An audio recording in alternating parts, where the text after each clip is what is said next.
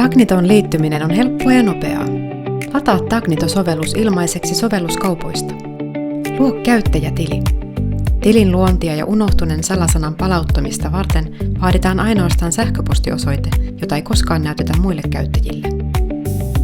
Valitse käyttäjänimi ja profiilikuva, jotka näkyvät muille käyttäjille keskusteluissa. Älä käytä henkilökohtaisia tietoja, kuten oikeaa nimeä tai tunnistettavaa kuvaa.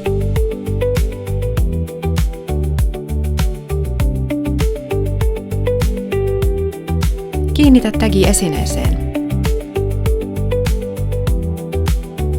Tarrat tulee kiinnittää tasaiselle pinnalle, sillä taivuttaminen voi vahingoittaa NFC-sirua.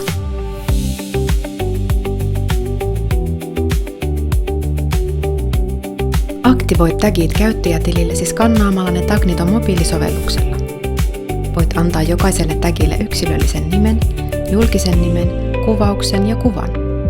Nimi näkyy vain sinulle ja julkinen nimi näkyy muille käyttäjille. Kuvaksi voit valita jonkin oletuskuvista tai käyttää itse otettua kuvaa. Tagien yksilöinti mahdollistaa keskustelujen käymisen kunkin esineen kohdalla erikseen ja näet heti, mihin esineeseen yhteydenotto liittyy.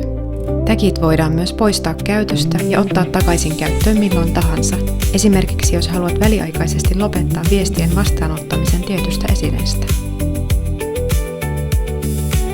Löytäjä skannaa tagin, joka avaa yksilöllisen verkkosivun. Löytäjä voi aloittaa keskustelun suoraan verkkosivun kautta ilman rekisteröitymistä. Kaikki viestintä tapahtuu Tagnito-sovelluksen kautta. Löytäjä voi kertoa, mistä esineen voi noutaa, tai osapuolet voivat sopia palautuksesta muulla heille sopivalla tavalla.